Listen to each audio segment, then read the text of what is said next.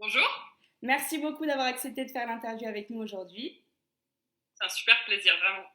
On est très contente et enchantée de pouvoir apprendre à te connaître et parler un peu plus de toi et de ton projet.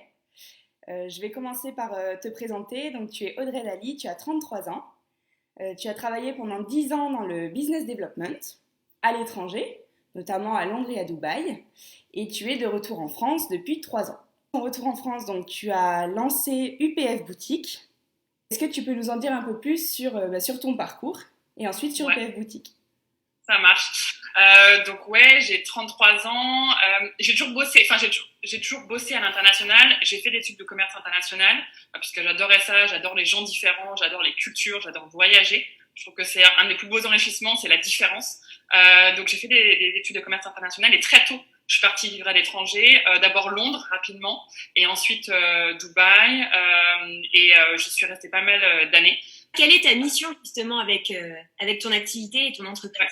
Alors déjà, l'activité, j'ai créé en fait le premier site internet marchand français qui regroupe une sélection de vêtements, maillots de bain et accessoires anti-UV avec la meilleure certification possible et avec du style. Ça, c'était vraiment l'objectif parce qu'en fait, l'idée, c'est de vouloir protéger les gens, mais si on veut les protéger, mais que c'est pas pratique, c'est pas élégant, c'est pas adapté, les gens se protègent pas beaucoup. Donc, pour moi, c'était vraiment ça, c'était d'allier une protection solaire, oui, mais pratique, efficace et avec du style pour que les gens se protègent de plus en plus.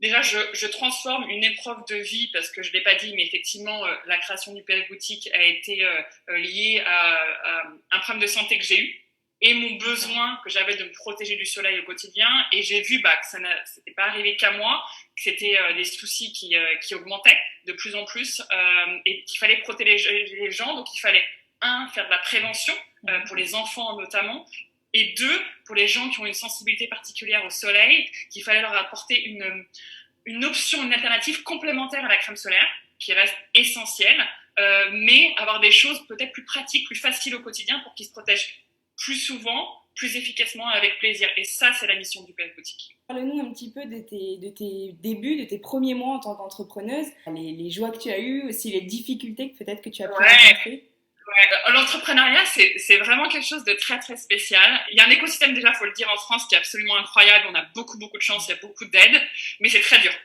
J'ai fait Lyon Startup et je recommande à tous les Lyonnais ou tous ceux qui sont dans la région, s'ils peuvent le faire. Et après, côtoyer beaucoup de gens dans l'entrepreneuriat. Et donc ton idée de base, c'est ce que tu as finalement lancé. Depuis le début, tu savais que Alors, c'était ça. ouais, alors la UPF Boutique, c'est la phase 1 du projet. C'était aussi parce qu'en fait, moi, je viens pas du monde du e-commerce, pas du tout. Je viens pas du monde du textile, je viens plutôt du monde de la food, qui est d'ailleurs une de mes passions. Et du coup, je me suis dit, ok, je connais rien au monde du textile, je connais rien au monde de la protection solaire santé, et je connais rien au monde du e-commerce. Au-delà de mon propre besoin, je veux comprendre ce que les autres gens peuvent avoir comme besoin, et effectivement, très vite essayer de comprendre le marché. Est-ce que vraiment il y a une opportunité ou pas? Est-ce qu'elle est petite? Si oui, comment? Et de comprendre les gens, en fait. Pour moi, c'était ça. Donc, UPF, c'est la phase 1. D'accord. Et je suis en train d'analyser pour une potentielle phase 2. Voilà, il y a beaucoup de choses qui se passent.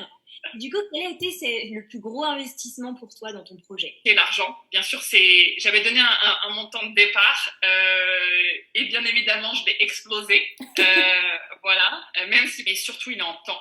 Parce qu'en fait, notre temps, on s'en rend pas compte. Suivant après, voilà, ce qu'on fait dans la vie, etc., ça peut être pas mal d'argent aussi. Et le temps, ça défile. La première année, j'ai quasiment bossé 7 jours sur 7, des journées de dingue. Comment est-ce qu'on peut retrouver un petit peu ton travail et qui sont tes clients? Ça s'adresse à tout le monde.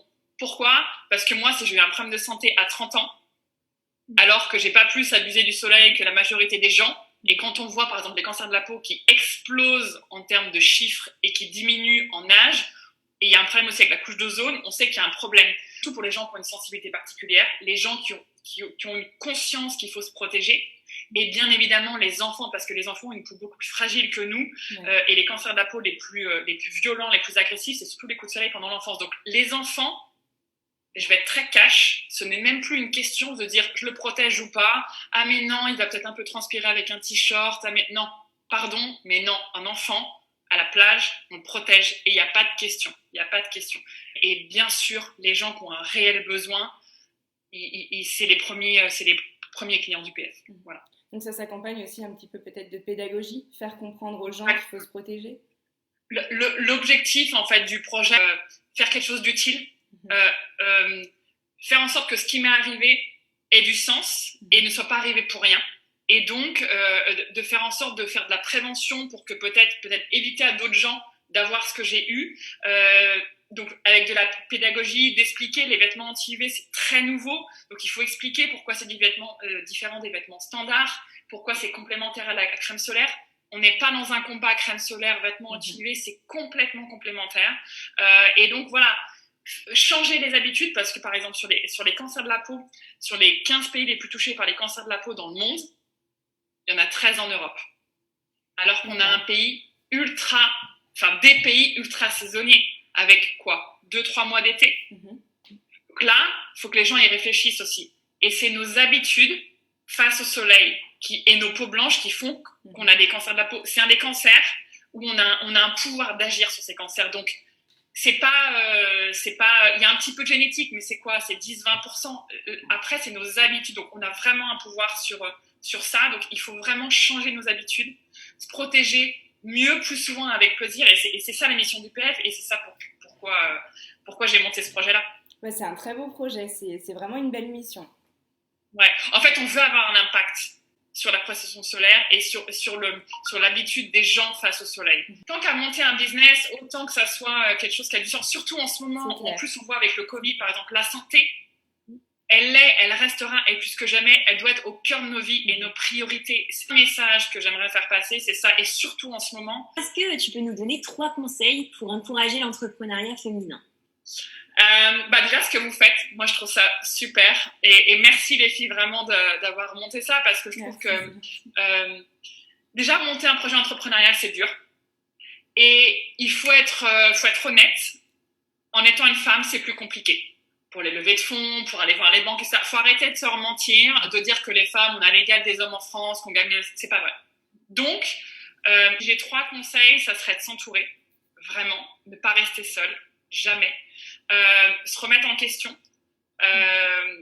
et surtout travailler son mental, parce qu'en gros je pense que la réussite c'est pas l'idée, c'est l'exécution, et surtout le fait d'être entouré, que nos proches valident notre projet ou pas, qu'ils nous soutiennent, et d'avoir des femmes autour de nous, parce qu'on sait, les femmes on a toutes 2 journées dans la journée, on a tous une charge mentale assez élevée. Donc je pense que c'est s'entourer, être épaulé, et s'occuper de son mental, vraiment. Comment on développe justement son mental? La première réponse, c'est le sport. Pour moi, c'est le secret de ma vie. C'est en lisant des livres, en regardant il y a des super TED Talks en ligne, en écoutant des gens qui sont inspirants, en suivant le genre de podcasts que vous faites, de blogs, d'Instagram, etc. C'est vraiment de s'entourer des gens qui nous inspirent. Quand on voit les choses positivement, et quand aussi on donne de l'aide aux gens,